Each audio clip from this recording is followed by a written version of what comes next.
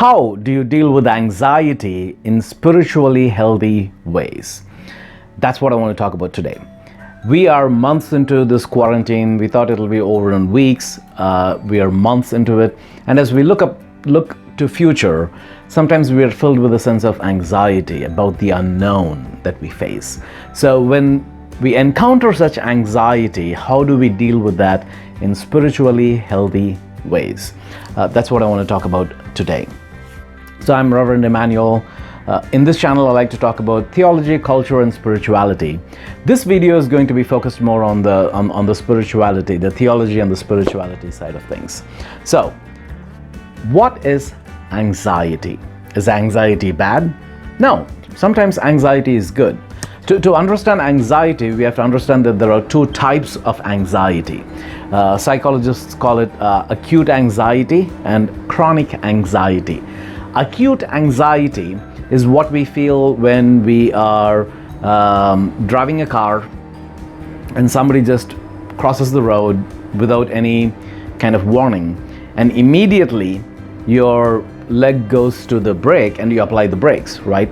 That is acute anxiety. The stress hormones in your body go up, the cortisol goes up, and that creates adrenaline, and it galvanizes your body to act quickly. So that is acute anxiety. The anxiety helps you to act quickly in life-threatening situations, and that is good anxiety. On the other hand, you have chronic anxiety. Chronic anxiety is not this kind of acute anxiety that just comes for a few seconds or a few minutes and then goes off. Rather, chronic anxiety is anxiety that is there in the back of the mind all the time. And when you're in that phase of feeling anxiety in the back of your mind all the time, it becomes kind of like this mind fog that kind of almost clouds your mind. It impairs your ability to think well, to act well in front of people.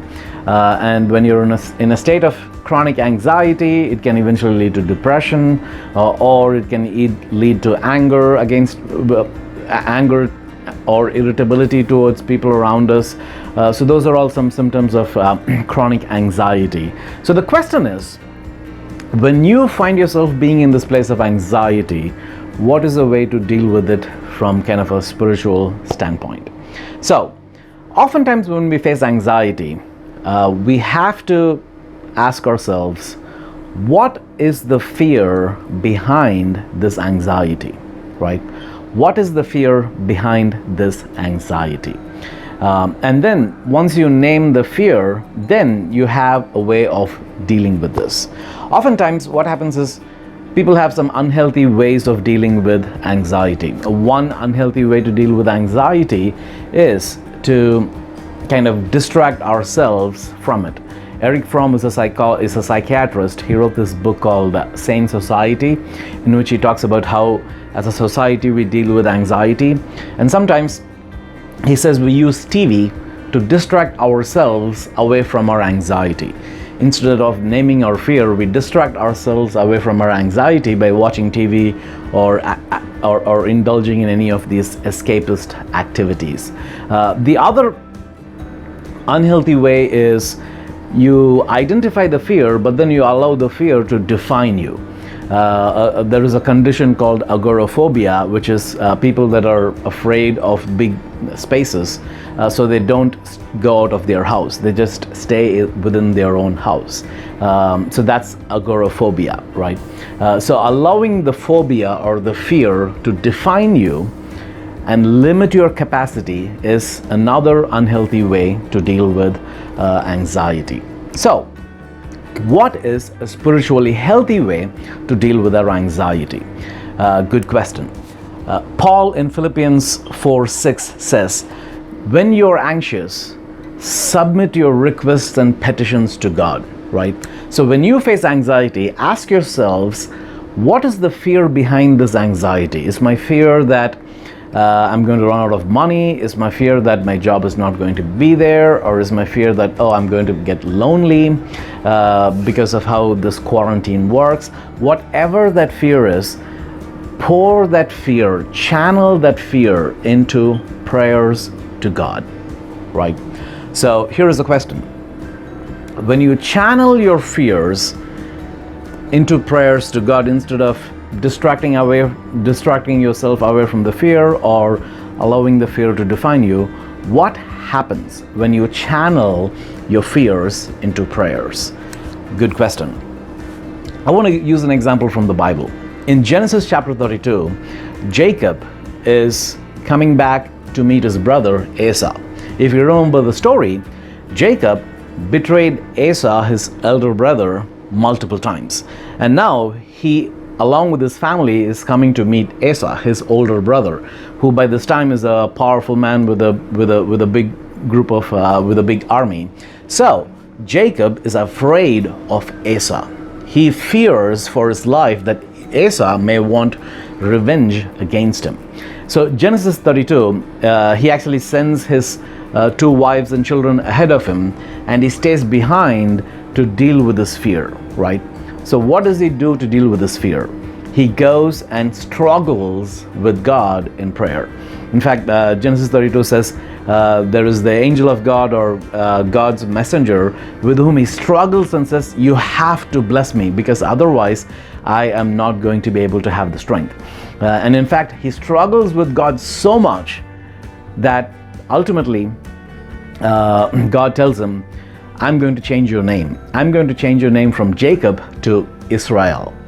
Israel means to struggle with God, right? That is what Jacob does. He pours out his fear in the struggle of prayer with God. And when that happens, the important point is his identity is changed. In this process of pouring out his fear to God, he becomes a new person in this process of pouring out his fear to God. Because what? Because in this encounter with God in prayer and struggle with God in prayer, he changes into someone that has deepened his identity in God, right? That's the important piece. You see, coming back to Philippians 4:7, Paul says, when you pour out your prayers to God, then the peace of God will guard your hearts and minds. You see, ultimately, prayer moves us to a place of being in God's presence, and that deepens our identity. And then that is the kind of prayer that makes us strong. In fact, with Jacob's story, once he gets renamed to Israel, he gets a new strength, which kind of helps him to go and meet his brother, and they kind of embrace each other, and there is a reconciliation there, right? So all of this coming back to, how do we deal with our anxieties today? So the first thing is, don't distract yourself by watching too much TV, which I tend to do too. I have to kind of remind myself to not distract myself from my anxiety by watching too much TV. 2, don't let your anxiety or your fear to define you. When you're anxious, ask yourself, what is the fear behind this? And then whatever that fear is, whether it's fear about losing money or relationships or health, pour that fear to God in prayer. Channel that fear to God in prayer. And then that is the kind of prayer that will deepen your relationship with God, that will change you and give you a deeper identity in Christ. And that will give you peace and strength, right? So, if there is one phrase that you want to remember from all of this, it is this: let your fears turn to prayers. Then your prayers will make you strong. Let your fears turn to prayers, then your prayers will make you strong. So that's all I have about dealing with anxiety. Today, I want to do a series of videos about kind of quarantine spirituality, about questions that come to us during quarantine that relates to our faith, and how do we deal with that. Today we talked about anxiety, how to deal with anxiety, and the answer is turn your fears into prayers, then your prayers will make you strong. If you have any more questions that you want me to talk about, let me know in the comments below. If you like this, please feel free to like, share, subscribe, comment, and let me know. I'll keep doing more videos about theology, culture, and spirituality. So until I see you in another video, bye for now.